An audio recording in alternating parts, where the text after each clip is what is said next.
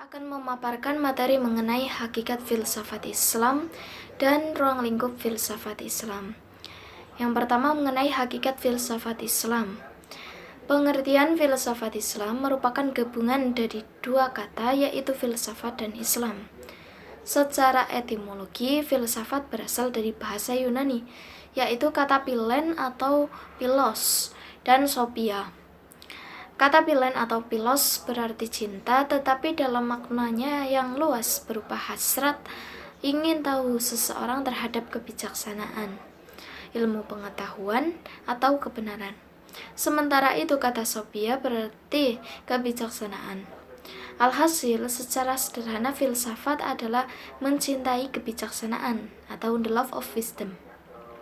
Sementara itu, kata Islam secara semantik berasal dari akar kata salimah yang berarti menyerah, tunduk, dan selamat. Islam artinya menyerahkan diri kepada Allah, dan dengan menyerahkan diri kepadanya, maka akan memperoleh keselamatan dan kedamaian. Filsafat Islam pada hakikatnya termasuk filsafat yang bercorak Islami. Islam menepati posisi sebagai sifat, corak, dan karakter dari filsafat. Filsafat Islam bukan filsafat tentang Islam, bukan the philosophy of Islam. Filsafat Islam artinya berpikir dengan bebas dan radikal, tetapi tetap berada pada taraf makna yang mempunyai sifat, corak, serta karakter yang menyelamatkan dan memberi kedamaian hati. Kemudian lanjutnya ruang lingkup filsafat Islam. Ruang lingkup pembahasan filsafat Islam dapat dirangkum dalam 3 kategori, yaitu ontologi, epistemologi, dan aksiologi. Ontologi sendiri yaitu membahas tentang hakikat wujud atau universal, termasuk di dalamnya kajian terhadap asal manusia, proses kejadian, dan tujuan akhir dari kehidupannya. Epistemologi yaitu kajian terhadap sumber pengetahuan itu, dan aksiologi yaitu pembahasan mengenai norma-norma yang dipakai untuk mengukur benar dan salahnya pikiran dan tingkah laku seseorang. 3 kategori ini pada akhirnya memasuki hampir keseluruhan ilmu Islam, termasuk filsafat hukum Islam. Selanjutnya yaitu objektivitas filsafat Islam. Objek kajian dalam filsafat Islam itu terbagi menjadi 2 objek. Yang pertama objek materi dan yang kedua objek formal filsafat. Yang pertama objek materi. Objek materi di sini itu adalah hal atau bahan yang akan diselidiki dan menjadi sasaran penyelidik. Objek materi dalam filsafat Islam ini itu ialah menyelidiki semua yang ada, yaitu menelaah tentang hakikat Tuhan, hakikat alam, dan hakikat manusia. Yang kedua, objek formal.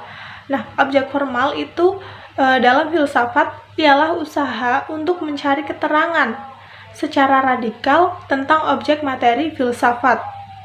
Nah, karena dalam filsafat ini membahas hakikat semua yang ada sejak dari tahapan ontologis, epistemologis, aksiologis, estetika, logika, kemudian metafisika, dan bidang keilmuan lainnya. Dalam kajian keilmuan Islam, posisi filsafat Islam itu adalah landasan adanya integrasi berbagai disiplin dan pendekatan yang beragam, yang menghubungkan antara satu ilmu ke ilmu lain. Karena dalam bangunan epistemologis Islam, filsafat Islam dengan adanya metode transendentalnya dapat menjadi dasarnya. Sebagai contoh, fikih pada hakikatnya adalah pemahaman yang dasarnya adalah filsafat, yang kemudian juga dikembangkan dalam apa yang disebut usul fikih.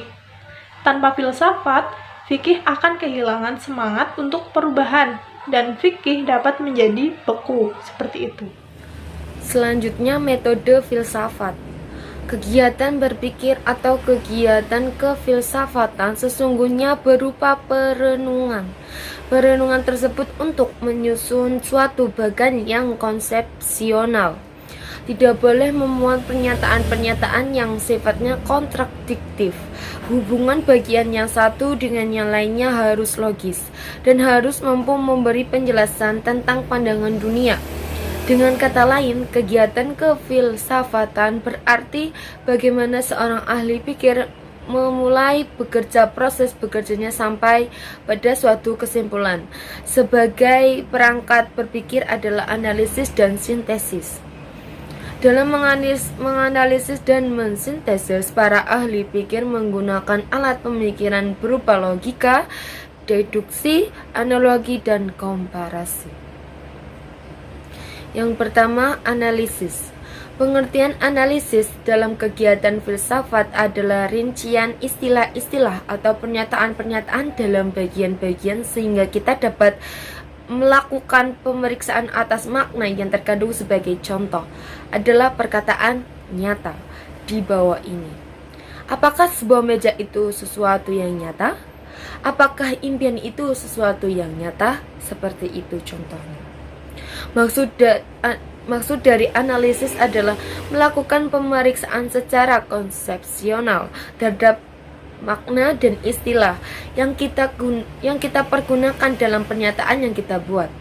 Dengan analisis kita akan memperoleh makna yang baru dan menguji istilah-istilah dalam berbagai contoh. Yang kedua, sintesis.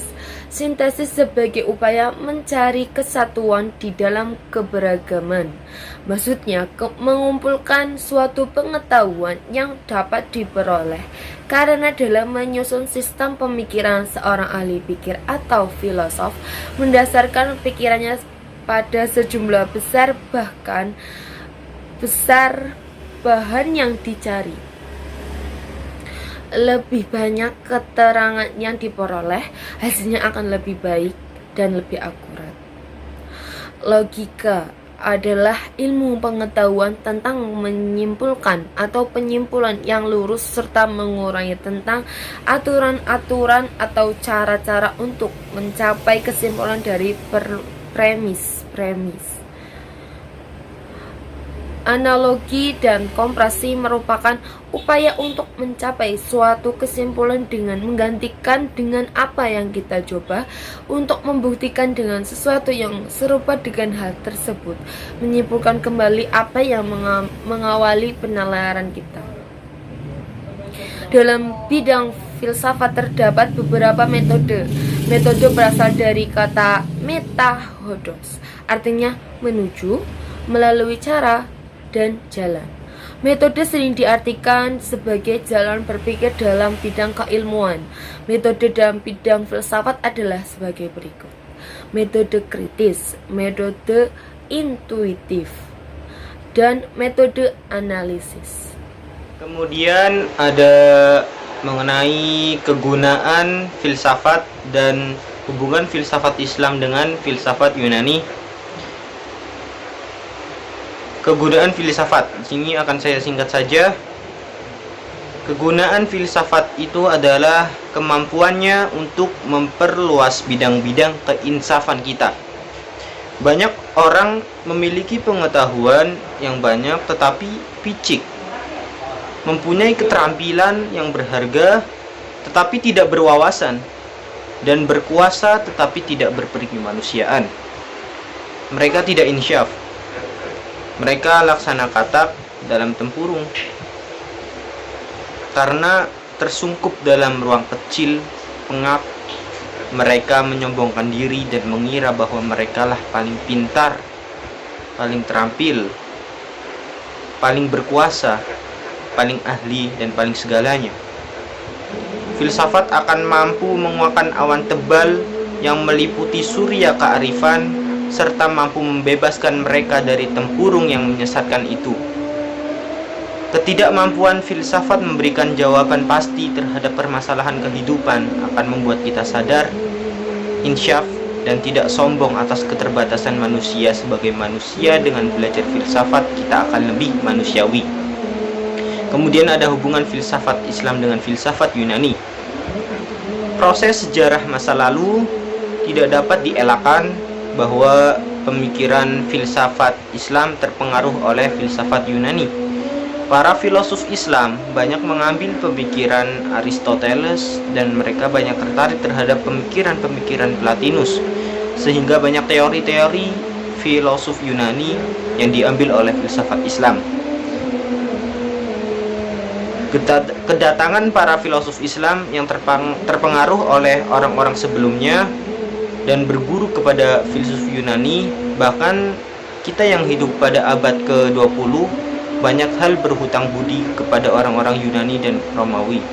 Akan tetapi berguru tidak berarti mengekor dan mengutip, sehingga dapat dikatakan bahwa di filsafat Islam itu hanya kutipan semata-mata dari Aristoteles, sebagaimana yang dikatakan Renan, karena filsafat Islam telah mampu menampung dan mempertemukan berbagai aliran pikiran. Kalau filsafat Yunani merupakan salah satu sumbernya, maka tidak aneh kalau kebudayaan India dan Iran juga menjadi sumbernya. Pertukaran dan perpindahan suatu pikiran bukan selalu dikatakan utang budi. Suatu persoalan kadang-kadang dapat dibicarakan dan diselidiki oleh orang banyak, dan hasilnya dapat mempunyai bermacam-macam corak. Seorang dapat mengemukakan teorinya sendiri. Spinoza misalnya, meskipun banyak mengikuti Descartes, ia mempunyai mazhab sendiri. Ibnu Sina meskipun murid yang setia dari Aristoteles, ia mempunyai pemikiran yang berbeda.